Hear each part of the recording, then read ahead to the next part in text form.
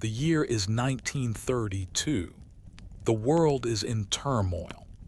The Great Depression has tightened its grip across the globe, leaving nations reeling, economies shattered, and millions of lives in ruin. In the vast, sun-baked plains of Western Australia, a generation of hardened veterans, men who had faced the horrors of the Great War in Europe, now face a different kind of struggle. They are farmers, promised land and prosperity, but delivered only drought, debt, and despair. And as they watch their wheat crops, their only hope for survival, wither under a relentless sun, a new threat emerges from the dust-filled horizon, not a foreign army, not an invading force of men, an enemy far more numerous, more resilient, and more feathered. An army of 20,000 is on the march, a disciplined, formidable legion moving with strategic purpose, consuming everything in its path, an army of emus. Welcome, explorers of history's most peculiar conflicts. To HistoryVerse X tonight, we deploy to the front lines of one of the most bizarre, most surreal, and most hilariously humbling chapters in military history. This is the story of the Great Emu War, the story of when the Australian Army, armed with machine guns, declared war on birds and lost. To understand how a modern, battle-hardened military force ended up in a full-scale conflict with a flightless bird, we must first understand the desperate state of post-World War I Australia.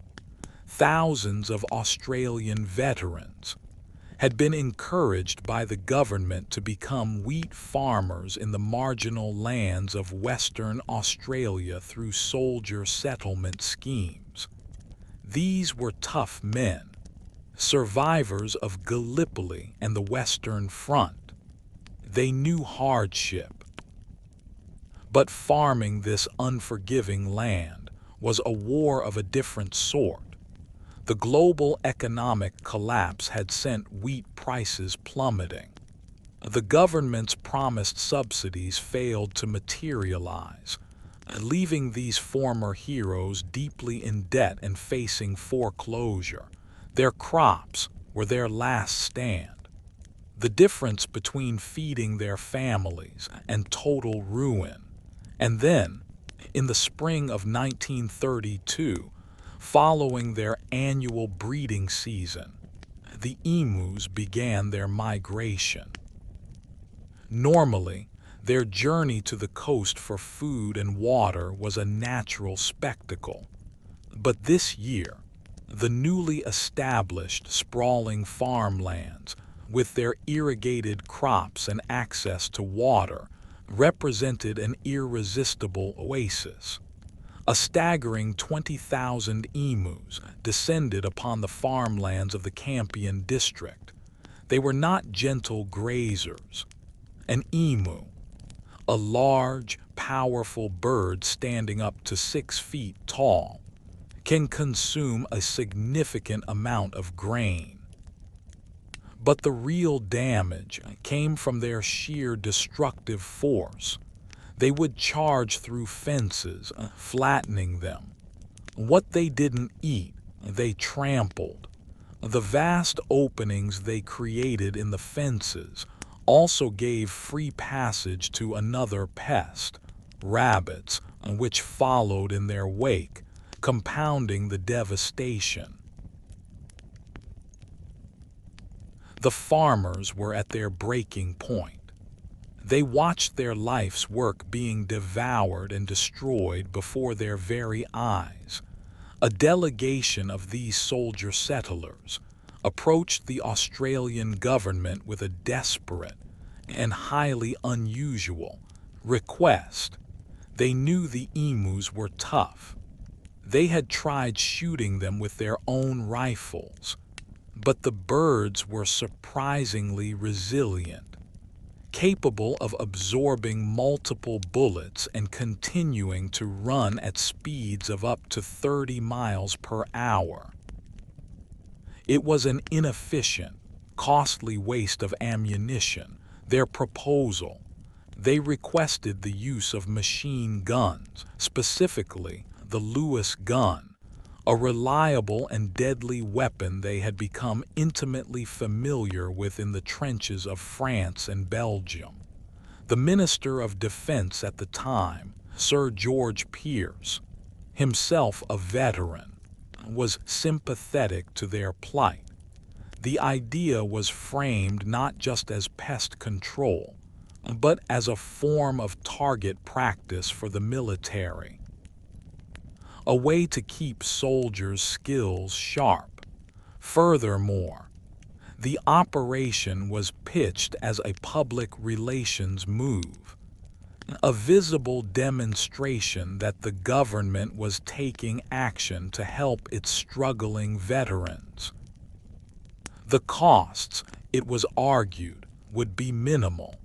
The farmers would provide food and accommodation for the soldiers, and the Australian government would cover the cost of transport and ammunition.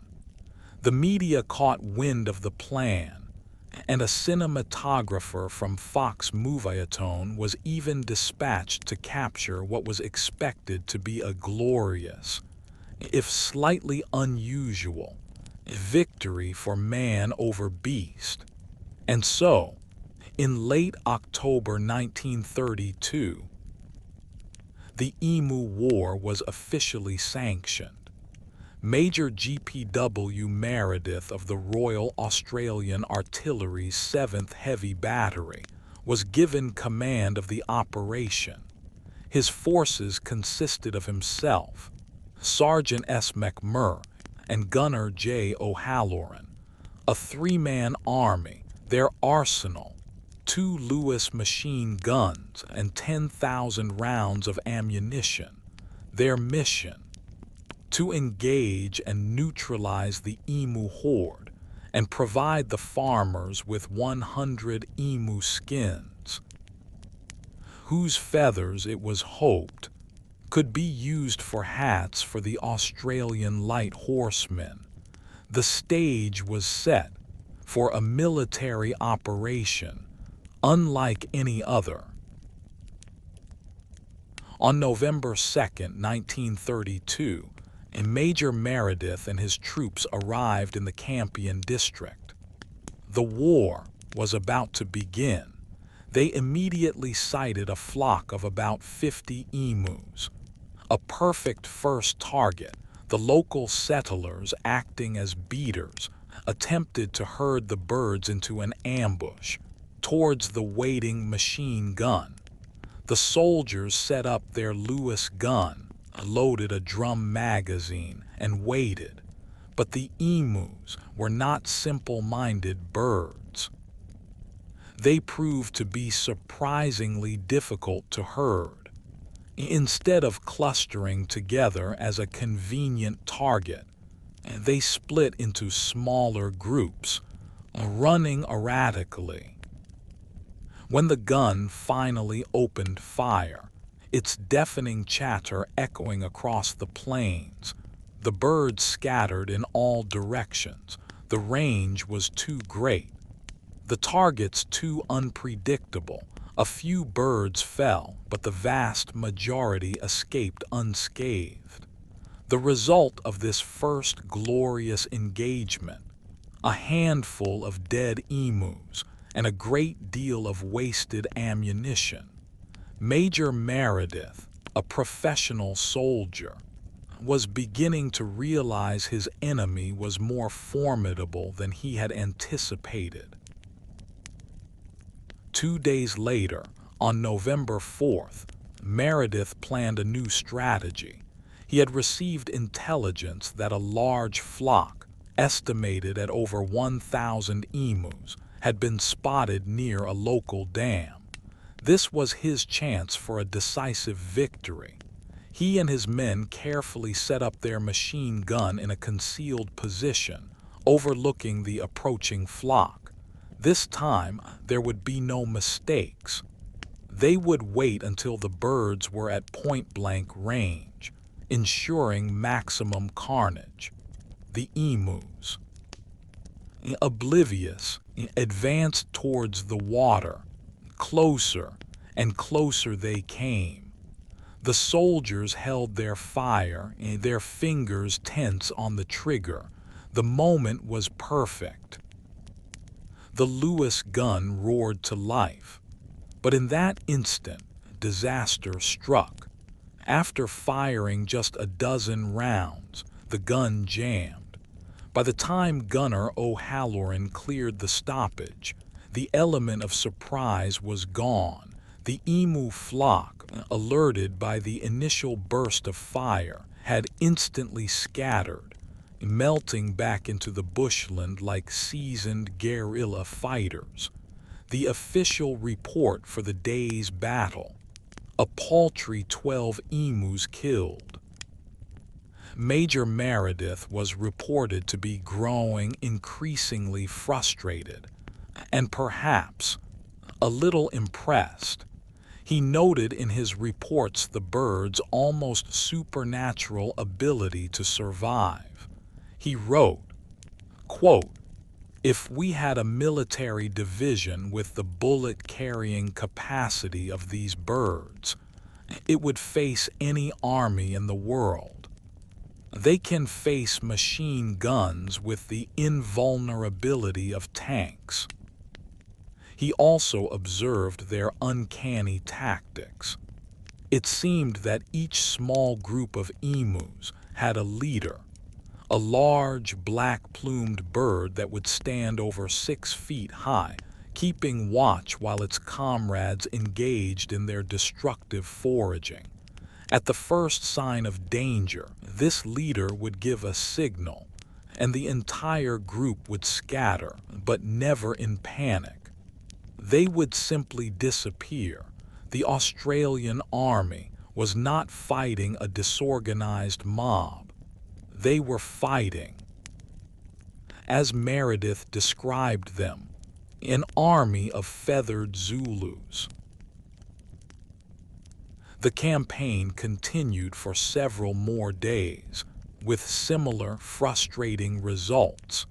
The soldiers were mobile, mounting a gun on a truck, but the bumpy terrain made it impossible to aim accurately, and the emus could easily outrun the vehicle. The men were wasting thousands of rounds of ammunition for a handful of kills. By November 8th, nearly a week into the operation, the statistics were damning. Approximately 2,500 rounds of ammunition had been fired. The official body count: a mere 50 emus. Some reports claimed the number was higher, perhaps a few hundred, but even so, it meant that it was taking, on average, 10 or more machine gun bullets to kill a single bird. The news from the front lines began to reach the press, and the public reaction was not one of admiration. It was one of ridicule. Newspapers ran satirical articles. A debate was raised in the Australian Parliament. One conservationist derided the operation as an attempt at the mass destruction of the emu. The media, which had been sent to film a triumphant pest call, was now capturing a military fiasco. The image of the mighty Australian army, heroes of the Great War, being outmaneuvered and humiliated by a flock of large, flightless birds, was too comical to ignore.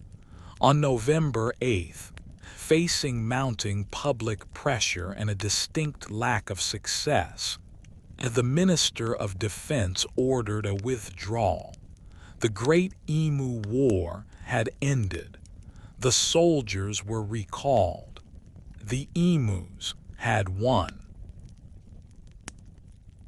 The army's retreat, however, did little to solve the farmers' problem.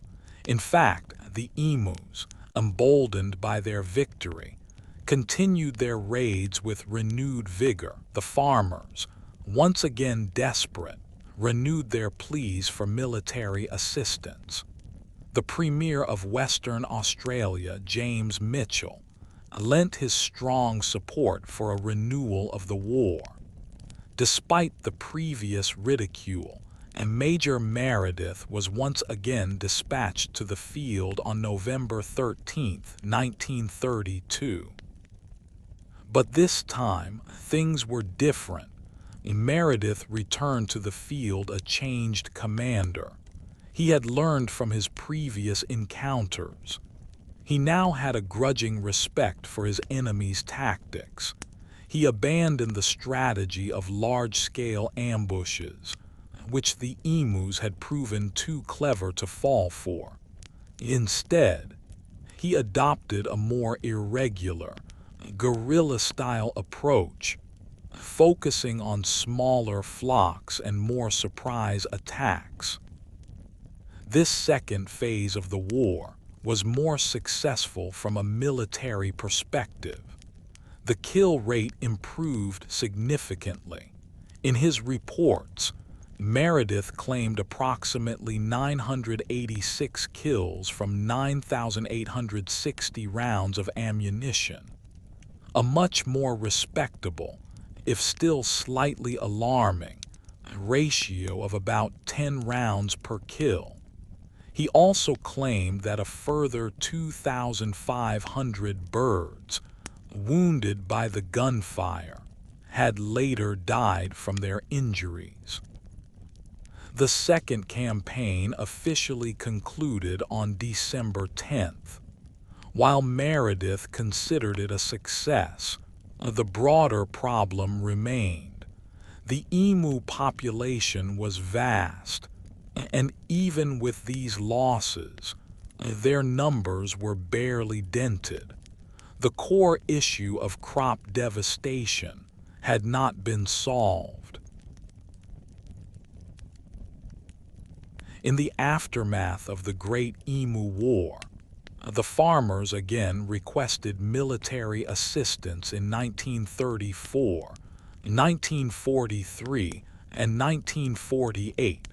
The government, having learned its lesson from the public relations disaster of 1932, declined each time. Instead, a new, and ultimately more effective, system was put in place. The government instituted a bounty system, offering a payment for every emu killed by the farmers themselves. This proved to be far more efficient. In a 6-month period in 1934 alone, over 57,000 bounties were claimed. Additionally, the construction of stronger, more effective exclusion fencing became a higher priority, physically preventing the birds from accessing the croplands. The Great Emu War, though a military failure, became an enduring piece of Australian folklore. It's a story told with a mixture of embarrassment and a strange kind of pride, a testament to the absurd, surreal situations that can arise from human desperation. But what can we learn from this bizarre conflict? It serves as a powerful, if comical, allegory about humanity's often futile attempts to control nature through brute force. The Australian Army, with its advanced weaponry and military doctrine, was prepared to fight a human enemy. They were utterly unprepared for an enemy that didn't follow the rules of conventional warfare, an enemy that was resilient, adaptable, and perfectly suited to its environment. The emus didn't win by fighting back. They won by simply being emus, by scattering, by running, by being unpredictable. They won by refusing to be the enemy the army wanted them to be. The tale of the Great Emu War is more than just a historical oddity. It's a story about unintended consequences, about the clash between human ambition and the wild resilience of nature. It's a humbling reminder that even the most powerful armies, the most sophisticated technologies, can be rendered ineffective when faced with a problem they fundamentally misunderstand. The soldiers who fought in this war were not incompetent. They were brave men following orders, trying to solve a real problem for their struggling comrades. But they were equipped for a different kind of battle, a different kind of foe. In the end, the true victors were the emus. They endured the machine guns, they survived the military campaigns, and they continue to roam the vast plains of Australia to this day. They remain a powerful symbol of the wild, a flightless bird that, for a brief, surreal moment in history, defeated a modern army. It's a story that reminds us that sometimes the most serious of intentions can lead to the most absurd of outcomes, and that history is not always written by the side with the bigger guns. Thank you for deploying with us on this peculiar campaign into the annals of military history. May your own battles be against slightly more conventional adversaries. Until next time, continue to question the official reports. Here, at HistoryVerse X, stay curious.